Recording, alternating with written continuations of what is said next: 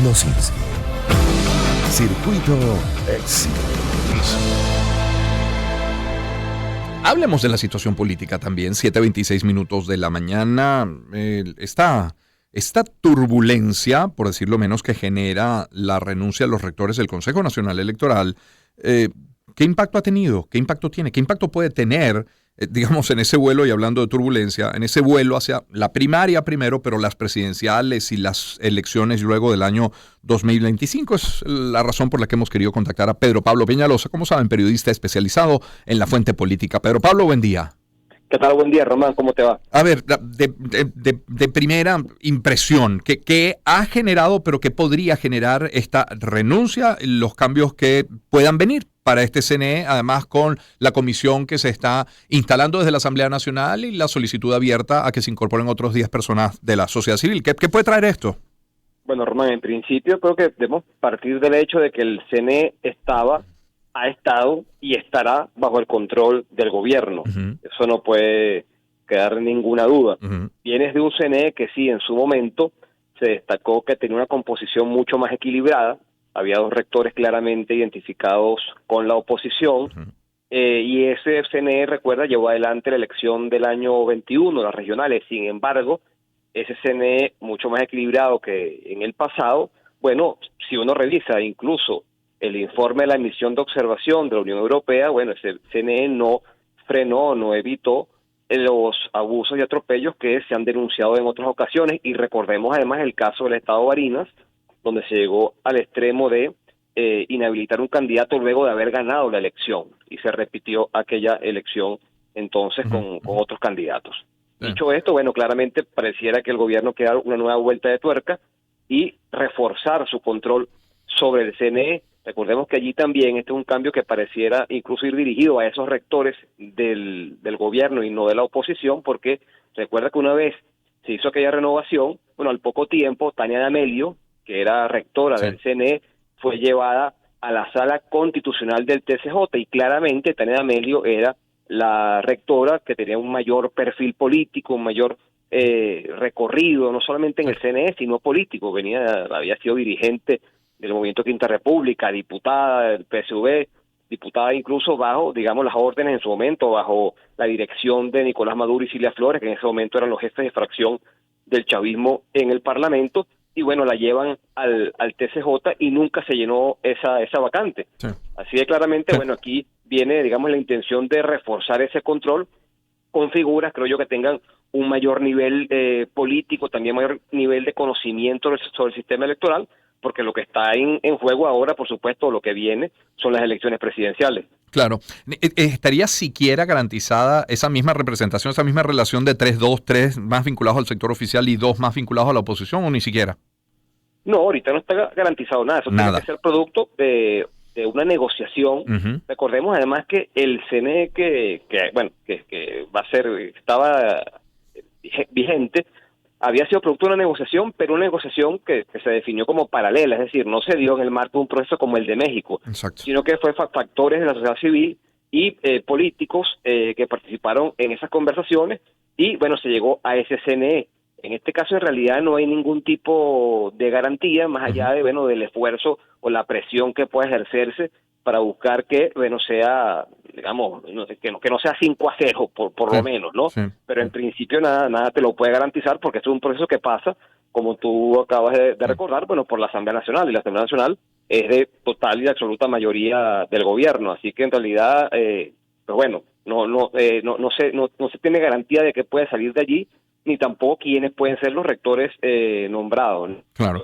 Que vayan a ser nombrados por el gobierno. Claro. Pedro Pablo, ver este momento en el CNE como una oportunidad será una total ingenuidad, porque, por ejemplo, conversamos con el periodista Eugenio Martínez a comienzos de la semana, y él dice, bueno, aquí lo que parece estarse buscando es un perfil de espantavotos en esos nuevos rectores. ¿Coincides con él?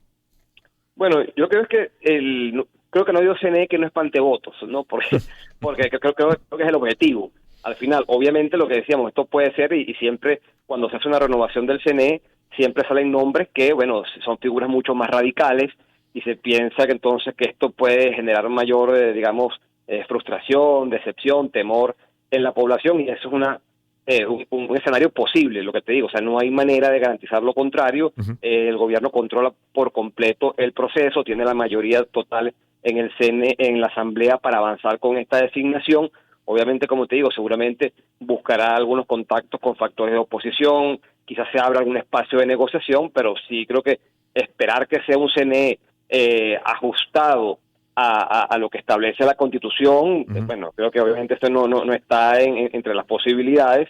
Y te diría más, hay un proceso de negociación en este momento abierto, que tiene memorando de entendimiento, que tiene acompañamiento internacional, que es el de México, Sí. y sin embargo nadie cree que eso va a pasar por México, porque bueno, allí sería una negociación mucho más compleja, mucho más difícil, porque así sería, se tendría que salir de allí un CNE mucho más equilibrado. Claro. Pero eso está totalmente descartado en este momento, y el chavismo no dice que va a incluir eso en la agenda de México, ni mucho menos, un proceso que además tiene congelado, tiene paralizado.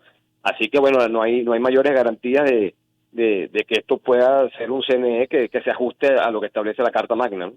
Pedro Pablo Peñalosa, nuestro invitado. Pedro Pablo, en un momento como este, ¿la oposición tiene algún tipo de participación? ¿Es actor en este capítulo, en lo que ocurre? ¿Es mero espectador? ¿Qué hay de la oposición? Entendiendo la oposición como un todo, pero aún sabiendo que dentro son muchas las oposiciones.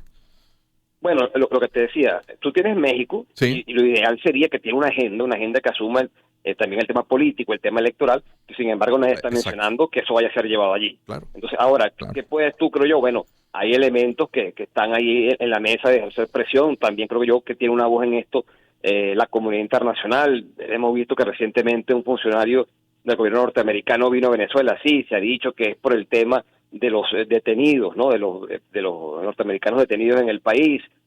Pero bueno, hay, digamos, frentes abiertos que quizás no están a la vista de todos, que no sabemos cómo pueden estar avanzando, no sabemos hasta qué punto esta decisión ha generado reacciones en esas esferas, y puedan estar también, bueno, señalando o haciendo algunos, digamos, ejerciendo algún tipo de presión o de comentarios sobre esto, tomando en cuenta además que, digamos, uno de los elementos claves para la elección que viene es el reconocimiento, no solamente de las fuerzas internas, sino internacional. Recordemos lo que pasó en el año 2018, que precisamente fue ese desconocimiento, esa condena internacional, bueno, lo que provocó fue uno de los elementos que detonó la crisis política, ¿no? Si el gobierno quiere una elección que sea medianamente potable y que pueda ser reconocida por la comunidad internacional, quizá, bueno, ese elemento pese, Sí. así nos lo estemos viendo en una mesa de negociación claramente establecida y definida, ¿no?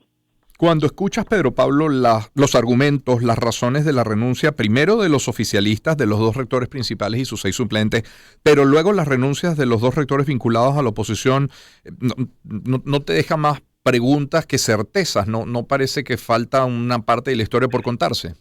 Bueno, fíjate, en el caso del chavismo yo creo que, bueno, asumen disciplinadamente la orden que les dan, ¿no? O sea, usted llegó hasta aquí y es una línea que le mandan, y ahí, bueno, todo entonces da un paso al costado, luego de haber cumplido su labor en las elecciones regionales. En el caso de los rectores de la oposición, sí, obviamente genera controversia, hemos visto algunas reacciones, pero yo también creo que hay que entender cuál es la posición que ellos han asumido.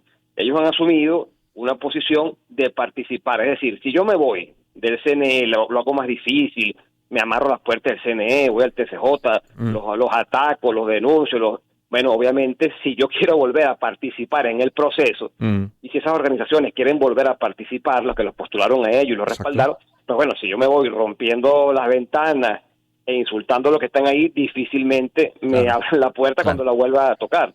Yo creo que hay que entender en ese marco de señalar de que hay que seguir participando en estos procesos, de que hay que buscar tender puentes, algún entendimiento. Ciertamente, como te digo, genera reacciones encontradas en la oposición, hay quienes esperaban una reacción quizá mucho más frontal, pero, repito, partiendo de esa política, digamos así, que como lo han definido, de buscar acercamiento, participación, a pesar de las acciones del gobierno, pues bueno, creo que desde allí se entiende claramente por qué, y repito, si vas a volver a tocar la puerta, porque yo me imagino que todas esas organizaciones van a postular, quizá incluso los mismos rectores, en principio, el mismo Picón, el mismo Márquez.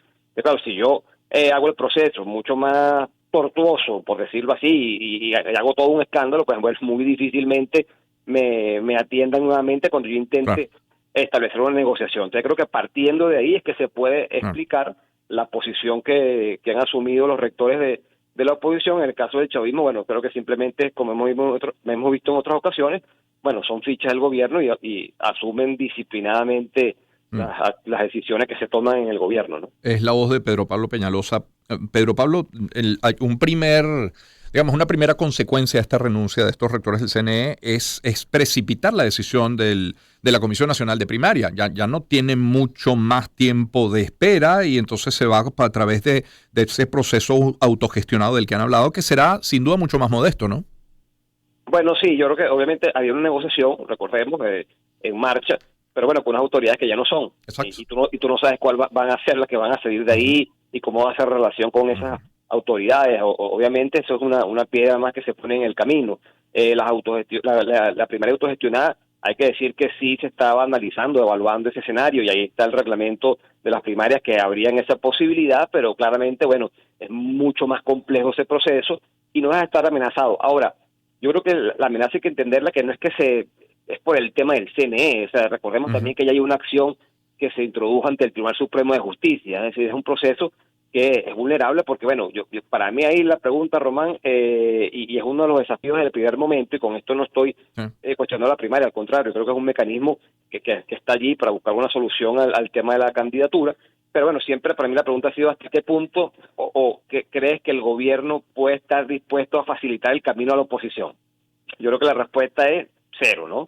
Así que no solamente en el CNE, sino con otras instituciones, bueno, hay muchas acciones que se pueden tomar para ir tratando de minar esas primarias, y por eso es mayor el desafío de oposición, no solamente en temas logísticos, de organización, que lo es obviamente, y económicos para hacer frente a todo lo que es la organización de la primaria, sino también políticos. O sea, la necesidad de estar mucho más unidos, cohesionados, evaluar estos escenarios, dar una respuesta a la población, que también se pregunta lo mismo, hasta qué punto la primaria puede llevarse a cabo a pesar de todos estos obstáculos que se presentan y se presentarán en el camino. Entonces, que esto también políticamente, creo yo, le exige más a la oposición, bueno, de tener una verdadera plataforma de conducción, de orientación, que dé respuestas a esta incertidumbre que va a ir creciendo con el paso de los meses, porque además ya tú tenías una cantidad de temas corriendo, como te digo, las inhabilitaciones, como digo, ya hay acciones en el TCJ y otras que se siguen asomando por allí, declaraciones que permanentemente dicen las primarias no se van a dar,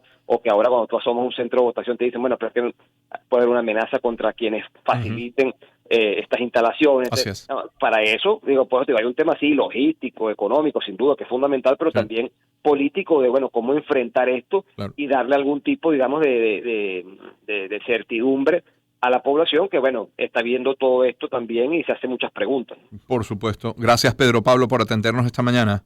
No, gracias a ti, Román. Un abrazo. Un gusto y feliz día, ¿eh? Pedro Pablo Peñalosa es periodista especializado en la fuente política, como saben, 7:38 de la mañana.